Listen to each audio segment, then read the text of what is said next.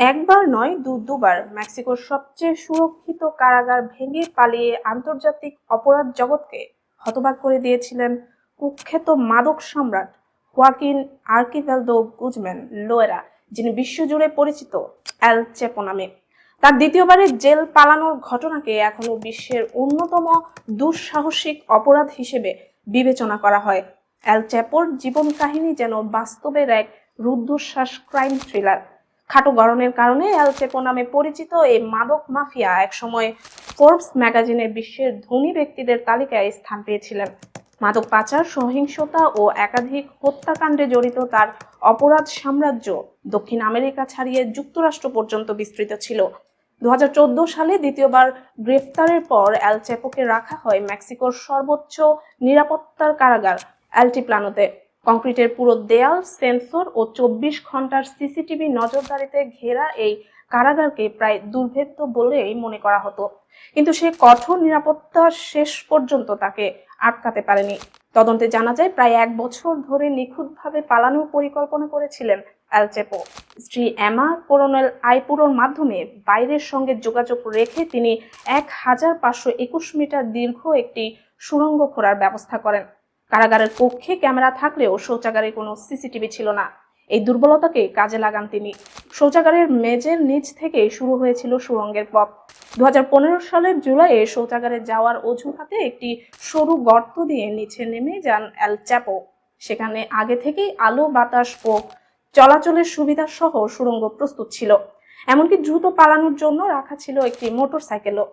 কারারক্ষীরা তার কক্ষ খালি দেখে সতর্ক হওয়ার আগেই সুড়ঙ্গ পথে পালিয়ে যান তিনি। এ ঘটনায় মেক্সিকোর সরকার চরম বিব্রতকর পরিস্থিতিতে পড়ে। এল চেপোর উত্থানের গল্প নাটকীয়। মেক্সিকোর সিনালোয়ার এক দরিদ্র পরিবারে জন্ম নেওয়া এই ব্যক্তি কিশোর বয়সে বাবার অবৈধ গাঁজা চাষে যুক্ত হন। ধীরে ধীরে তিনি গড়ে তোলেন বিশ্বের অন্যতম শক্তিশালী অপরাধী সংগঠন সিনালোয়া কার্টেল। মার্কিন সীমান্তে মাদক পাচারের জন্য তার সংগঠন দীর্ঘ ও জটিল ভূগর্ভস্থ সুড়ঙ্গ নির্মাণ করত, যেখানে আলো ও বায়ু চলাচলের ব্যবস্থাও থাকত। তদন্তকারীদের ধারণা তার কার্টেলের সঙ্গে সংশ্লিষ্ট সহিংসতায় 70,000-এর বেশি মানুষের মৃত্যু হয়েছে। দ্বিতীয়বার পালানোর পর প্রায় 6 মাস ধরে মেক্সিকো প্রশাসনকে চাপে রাখেন এল চেপো।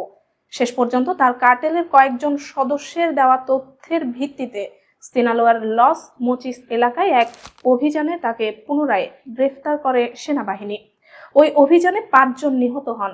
পরে আইনি প্রক্রিয়া শেষে তাকে যুক্তরাষ্ট্রে প্রত্যর্পণ করা হয়। নিউ ইয়র্কের কঠোর নিরাপত্তার কারাগারে তার বিচার শুরু হয়। দীর্ঘ এই বিচার পর্বে 56 জন সাক্ষ্য দেন, যাদের মধ্যে 14 জন ছিলেন তারই সাবেক সহযোগী। সবশেষে কারাগারে বন্দী হলেও এল চেপোর সুড়ঙ্গ পথে পালানোর গল্প আজও বিশ্বের অপরাধ ইতিহাসের সবচেয়ে দুঃসাহসিক ও আলোচিত ঘটনাগুলোর একটি হয়ে আছে। চীনের জনপ্রিয় অভিনেত্রী ফেন বিংবিং এর মতো দেখতে হতে প্রায় 8 মিলিয়ন ইউয়ান অর্থাৎ বাংলাদেশি মুদ্রায় প্রায় 12 কোটি টাকা খরচ করেছেন চীনা তরুণী হি চেংসি। একের পর এক প্লাস্টিক সার্জারির মাধ্যমে অভিনেত্রীর মতো চেহারা বানালেও শেষ পর্যন্ত বিপদে পড়েছেন তিনি। সাউথ চায়না মর্নিং পোস্টের প্রতিবেদনে বলা হয়েছে, ফেন বিংবিং এর জীবনযাপন ও ব্যক্তিত্বের প্রতি অতিরিক্ত আসক্তি থেকে এই সিদ্ধান্ত নেন হি চেংসি। শুধু নিজের চেহারা নয়, এমনকি নিজের প্রেমিকের চেহারাও সার্জারি করিয়ে অভিনেত্রীর প্রেমিকের মতো বানিয়েছেন তিনি। হি চেংসি জানান, আমি ফেন বিংবিং এর মতো হতে চেয়েছিলাম। 44 বছর বয়সী ফেন বিংবিং একসময় চীনের সর্বোচ্চ পারিশ্রমিক পাওয়া অভিনেত্রী ছিলেন এবং তার সৌন্দর্য ও অভিনয় ব্যাপক জনপ্রিয়তা পায়। হি জানান, তার বাবা মা শুরুতে সার্জারিতে সম্মতি দেননি, হুমকি দিয়ে তিনি তাদের কাছ থেকে অর্থ আদায় করেন। 2008 থেকে 2016 সালের মধ্যে তিনি মোট 37 বার মুখে প্লাস্টিক সার্জারি করান। 2016 সালে ফেন বিংবিং এর মতো চেহারা হওয়ার পর সামাজিক যোগাযোগ মাধ্যমে ভাইরাল হন হি চেংসি। ওই বছর একটি জাতীয় সঙ্গীত প্রতিযোগিতায় অংশ নেওয়ার পর তিনি পরিচিতি পান এবং নাটক ও বিভিন্ন অনুষ্ঠানে কাজের সুযোগ পান। এই সময় যেসব চিকিৎসক তার সার্জারি করেছিলেন তাদের একজন শি শিয়াওকোয়ানের সঙ্গে তার প্রেমের সম্পর্ক গড়ে ওঠে।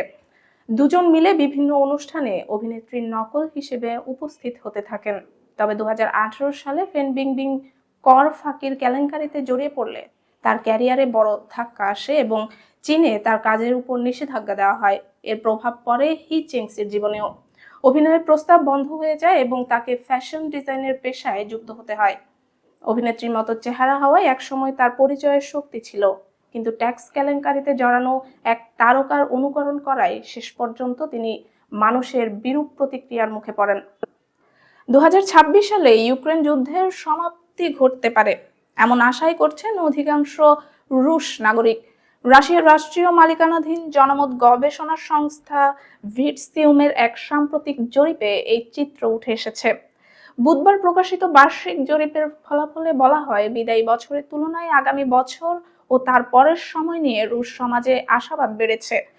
ভিটসিউম জানায়, চলমান পরিস্থিতি নিয়ে নেতিবাচক দৃষ্টিভঙ্গি পুরোপুরি কাটেনি, তবে ভবিষ্যতে উন্নতির সম্ভাবনা রয়েছে এমন বিশ্বাস আগের চেয়ে জোরালো হয়েছে। জরিপে অংশ নেওয়া 1600 জন উত্তরদাতার মধ্যে 70% মনে করেন 2026 সাল 2025 সালের তুলনায় রাশিয়ার জন্য বেশি সফল হবে। আর 55% অংশগ্রহণকারী এই আশাবাদের প্রধান কারণ হিসেবে ইউক্রেনে চলমান যুদ্ধের সম্ভাব্য সমাপ্তির কথা উল্লেখ করেছেন। ভিটসিউমের উপপ্রধান মিখাইল মমনভ বলেন, এই আশাবাদের পেছনে রয়েছে বিশেষ সামরিক অভিযান শেষ হওয়ার সম্ভাবনা এবং প্রেসিডেন্ট ঘোষিত জাতীয় স্বার্থ সংশ্লিষ্ট লক্ষ্য অর্জনের প্রত্যাশা। তার মতে, ইউক্রেনের রুশ সেনাবাহিনীর চলমান অগ্রগতি, যুদ্ধের অর্থায়নে যুক্তরাষ্ট্রের অনীহা এবং ইউরোপীয় ইউনিয়নের পক্ষে যুক্তরাষ্ট্রের ভূমিকা পুরোপুরি পূরণ করতে না পারা, এই বিষয়গুলো মিলিয়ে কোনো এক ধরনের সমঝোতার সম্ভাবনা বাড়ছে। মমনভ আরও জানান, যুদ্ধ শেষ হলে সরকারের প্রধান অগ্রাধিকার হবে রুশ সেনাবাহিনীর সাবেক সদস্যদের সমাজে পুনঃ একীভূত করা, ইউক্রেনের রাশিয়া নিয়ন্ত্রণাধীন অঞ্চল এবং রুশ সীমান্তবর্তী এলাকাগুলোর পুনর্গঠন। অন্যদিকে ইউক্রেনের প্রেসিডেন্ট ভলোদিমির জেলেনস্কি সম্প্রতি জানিয়েছেন, যুদ্ধ অবসানের অংশ হিসেবে ইউক্রেনের পূর্বাঞ্চলীয় শিল্পাঞ্চল থেকে সেনা প্রত্যাহারের তিনি প্রস্তুত। তবে তিনি শর্ত দিয়েছেন, রাশিয়াকেও একইভাবে নিজেদের সেনা সরিয়ে নিতে হবে এবং ওই অঞ্চলগুলো আন্তর্জাতিক বাহিনীর তত্ত্বাবধানে নিরস্ত্রীকৃত এলাকা হিসেবে গড়ে তুলতে হবে। জেলেনস্কির ভাষ্য অনুযায়ী, যুক্তরাষ্ট্র ও ইউক্রেনের আলোচকরা সম্প্রতি ফ্লোরিডায় একটি 20 দফা পরিকল্পনা নিয়ে আলোচনা করছেন। সেই পরিকল্পনার আওতায় বর্তমানে রাশিয়া নিয়ন্ত্রণে থাকা জাপোরিজিয়া পারমাণবিক বিদ্যুৎ কেন্দ্র এলাকাতেও অনুরূপ ব্যবস্থা নেওয়া হয়েছে। তবে রাশিয়া এখনো ইউক্রেনের দখল করা কোনো এলাকা থেকে সরে আসার ইঙ্গিত দেয়নি। মস্কোর দীর্ঘদিনের অবস্থান হলো, যুদ্ধ বন্ধের আগে ইউক্রেনকে ডনবাস শিল্পাঞ্চলের অবশিষ্ট নিয়ন্ত্রিত এলাকা ছেড়ে দিতে হবে।